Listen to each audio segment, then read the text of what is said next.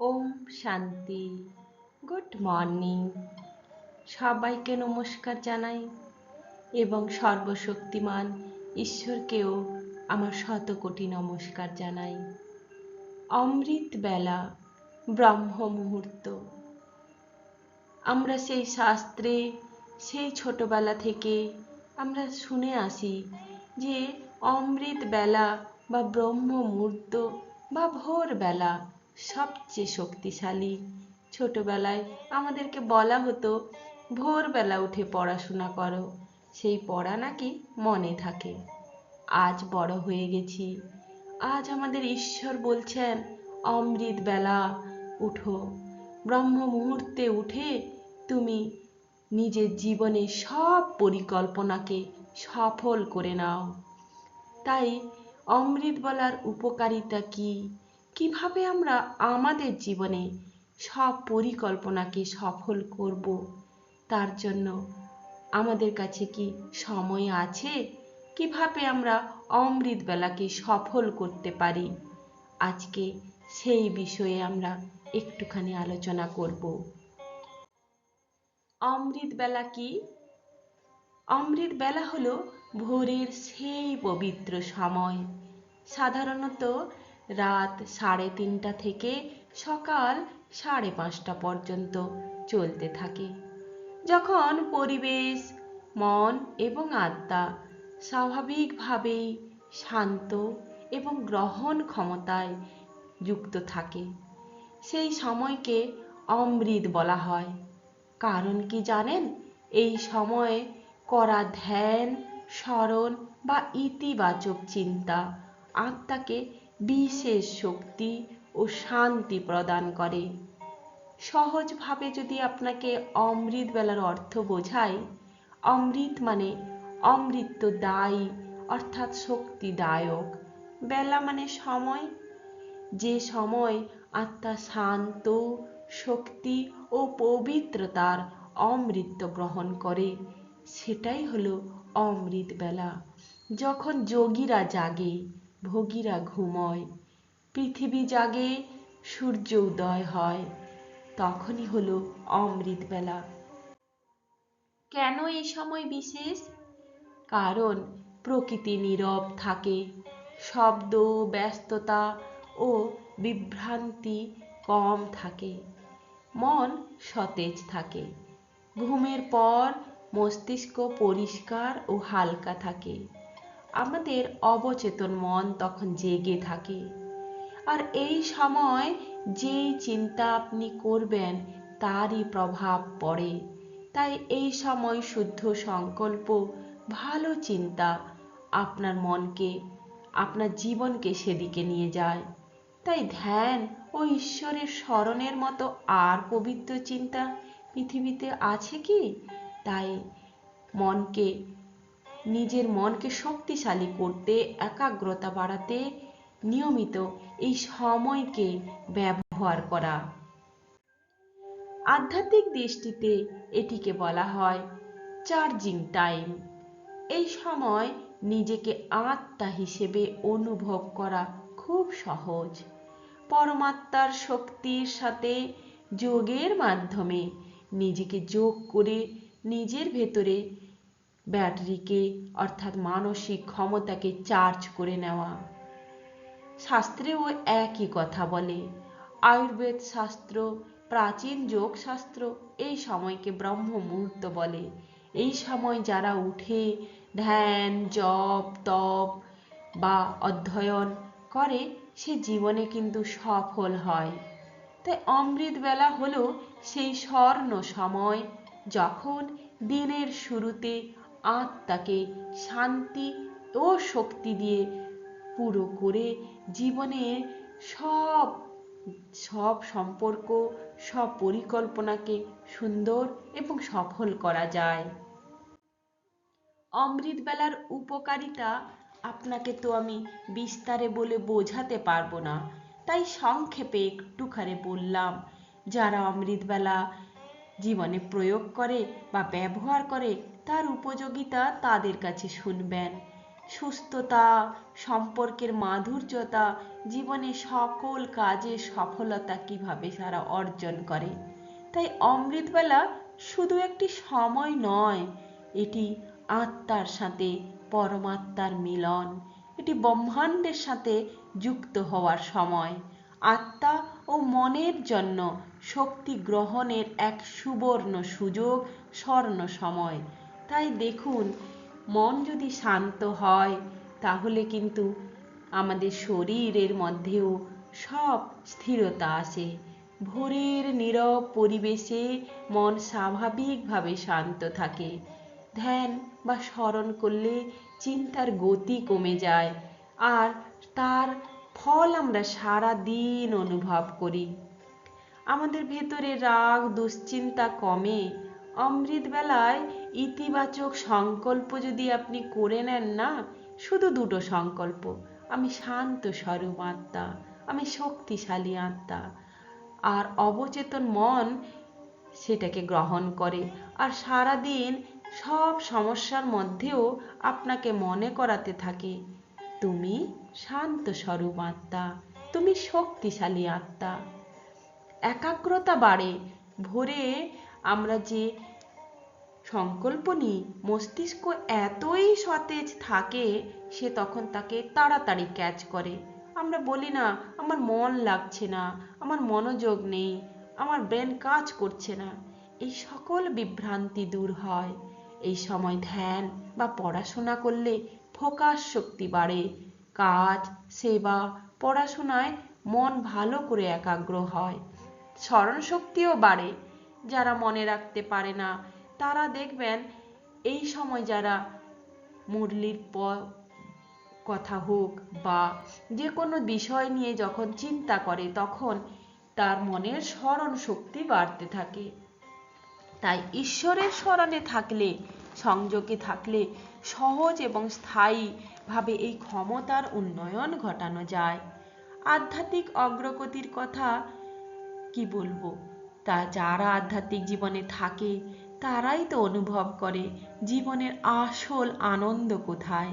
তাই অমৃত বেলায় তারা উঠে সমস্ত সংকল্পগুলোকে গ্রহণ করে, যা তার অন্তরকে পবিত্র করে, মনকে শক্তিশালী করে, জীবনকে সুন্দর করে।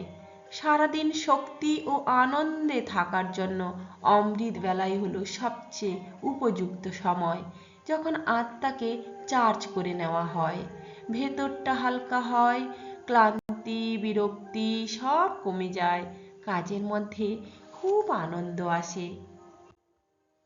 কিভাবে করবেন এই প্র্যাকটিসটা? তাই তার জন্য পূর্ব প্রস্তুতির প্রয়োজন।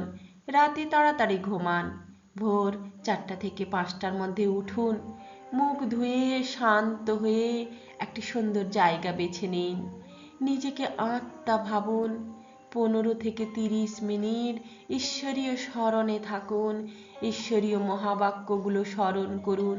সে গীতার বাণী হতে পারে, সে যে কোনো আপনার ঈশ্বর পছন্দ তার মহাবাণীগুলো স্মরণ করুন। তারপর পজিটিভ চিন্তা অর্থাৎ মুরলি অধ্যয়ন করুন। মাত্র 15 মিনিট দিন অমৃত বেলাতে, দেখবেন আপনার জীবনে সব পরিকল্পনা সফল হবে। কিভাবে করবেন? অমৃতবেলা 15 মিনিট যদি আপনি নিয়মিতভাবে ব্যবহার করেন, তাহলে আপনার মন বুদ্ধি সংকল্প এতটাই শক্তিশালী হয়ে যাবে, যা আপনার জীবনের যে লক্ষ্য আছে, যে পরিকল্পনা আপনি করতে পারছেন না, তাতে আপনি অবশ্যই সফল হবেন। কেন 15 মিনিটই যথেষ্ট বললাম? কারণ অনেকে উঠতে পারে না, অনেকে রাত করে ঘুমায়, তার জন্য। যারা পারে তারা তো 45 মিনিট 1 ঘন্টাও বসে। ভোরের সময় মন শান্ত ও গ্রহণ ক্ষমতা অনেক বেশি থাকে। এই সময় আপনি কি লক্ষ্যে যেতে চাইছেন সেই লক্ষ্যটা আপনি স্থির করুন। আপনার অবচেতন মন তাকে গ্রহণ করে নেবে এবং আপনাকে সেই দিক নির্দেশনা দেবে। আপনি কোন পথে গেলে এই লক্ষ্য আপনি পূরণ করতে পারবেন। তাই একটা মানসিক প্রোগ্রামিং তৈরি হয়। আর তার জন্য ধাপ আছে কি কি। ফার্স্ট ধাপে আপনি 2 মিনিট শুধু স্থির হয়ে বসুন। নিজেকে বলুন, আমি শান্ত, আমি পবিত্র আত্মা। এবং আপনার শ্বাস যেন ধীরে ধীরে হয় এবং অনুভব করুন, আমি এমন চেতনাময়ী আত্মা, আমি চৈতন্য স্বরূপ। দ্বিতীয় ধাপে 5 মিনিট আপনি ঈশ্বরকে স্মরণ করুন। এই পৃথিবী কার সৃষ্টি, আমার না আমাদের পূর্বপুরুষের? এই সৃষ্টি ঈশ্বরের সৃষ্টি, তাই ওনাকে ধন্যবাদ দিন। উনি আমাকে বানিয়েছেন, পৃথিবীকে বানিয়েছেন, সব কিছুর উৎস হলো পরমাত্মা। তাই ওনার সকল আলো শক্তিকে আপনি গ্রহণ করুন। আমার মধ্যে পরমাত্মার শক্তি প্রবাহিত হচ্ছে, ওনার আলোতে, ওনার ছত্রছায়ায় আমি আছি। এভাবে নিজেকে যোগ করুন। ধাপ 3-তে কি আছে? 5 মিনিট শক্তিশালী সব সংকল্পগুলো করুন। নিজের মনে আপনার লক্ষ্য যে লুকিয়ে আছে, সেই লক্ষ্যকে নিয়ে আসুন। সেই লক্ষ্য অবশ্যই পবিত্র লক্ষ্য হওয়া দরকার। আমি এক শান্ত স্বরূপ আত্মা, আমি আমার লক্ষ্যের পথে এগিয়ে চলেছি। আর ঈশ্বর সেই লক্ষ্যে যাওয়ার জন্য আমাকে পথ তৈরি করে দিয়েছেন। আপনার আত্মবিশ্বাসকে বাড়ান, আপনার নিজের মনকে শক্তিশালী করুন। আমি সফল স্বরূপ আত্মা, আমি সবচেয়ে বিজয়ী আত্মা। তাই 3 মিনিট দিনের চিত্র দেখা, যা আপনি ভাবছেন, যে রূপে ভাবছেন, এই সফলতা চাই, আমি এখানে বিজয়ী হই, তাহলে সেই পরিকল্পনাকে চিত্র দিন। আপনি যেভাবে কাজ করতে চাইছেন সেই কাজ সম্পূর্ণরূপে হচ্ছে। মানুষ আমাকে সবাই সহযোগিতা করছে, আমার সব পরিকল্পনা সফল হচ্ছে, এভাবেই আমার পরিকল্পনাগুলো সফল হচ্ছে। এইভাবে মেন্টাল প্রস্তুতি নিন, তবেই একে বলা হয় মেন্টাল রিহার্সাল। এতেই আপনার পরিকল্পনা ধীরে ধীরে দেখুন কিভাবে সফল হয়। বিজ্ঞানও একে বলে মস্তিষ্কের সেরা ফোকাসের সময়। ভোরে ঘুম থেকে ওঠার পর আমাদের মস্তিষ্ক এত রিফ্রেশ থাকে, সতেজ থাকে, পরিষ্কার থাকে, তখন আলফা ব্রেন ওয়েভ সক্রিয় হয়, যা একাগ্রতা ও সৃজনশীলতার ক্ষমতা বাড়ায়। এই সময় সমস্ত চিন্তা, পরিকল্পনা এতই শক্তিশালী হয় যে অটোমেটিক ব্রহ্মাণ্ডের শক্তিও তাকে সফল করার জন্য কাজ করে। তাই ব্রেনের ওয়েভগুলোর উপরে আগে একটা ভিডিও দিয়েছিলাম, যারা দেখেননি দেখে নেবেন।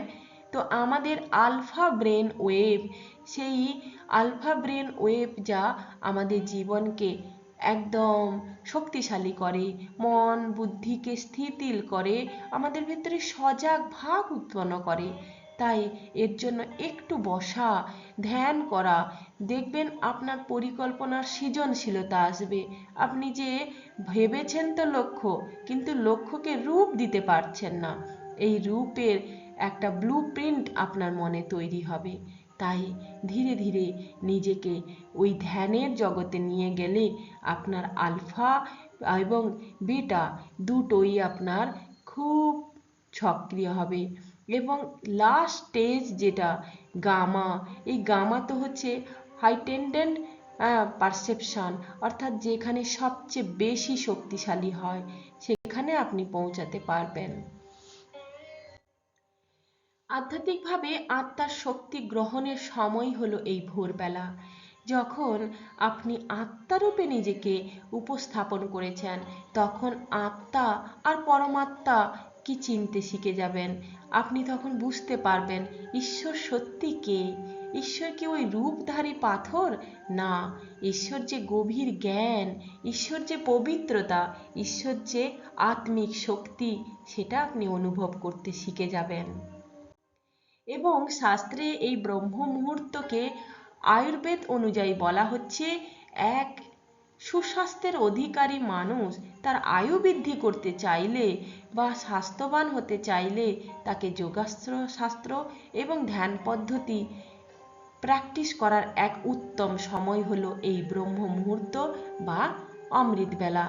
একটুখানি নিয়মিত প্রাণায়াম বা হালকা শরীরচর্চা করে নিন, দেখবেন আপনার আয়ু বৃদ্ধি পাচ্ছে, আপনার স্বাস্থ্য শারীরিক মানসিক দুটো কত বৃদ্ধি পাচ্ছে।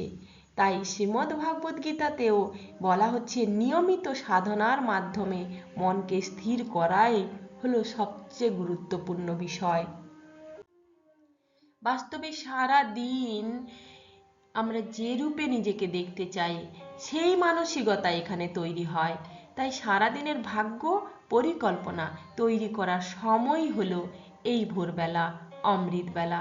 তাই ভোরের অবস্থান আপনাকে সারা দিনের সফলতা দেবে, আপনার কাজে আপনাকে স্থির করবে, মনকে আপনার ভালো রাখবে, সম্পর্ক ভালো রাখবে, সিদ্ধান্ত সে তো উত্তম হবে। তাই অমৃতবেলা সমান কি মস্তিষ্কের সেরা অবস্থা প্লাস আত্মার চার্জিং সময় প্লাস শাস্ত্রের ব্রহ্ম মুহূর্ত প্লাস জীবনের সাফল্যের ভিত্তি, সব মিলেই হলো অমৃতবেলা।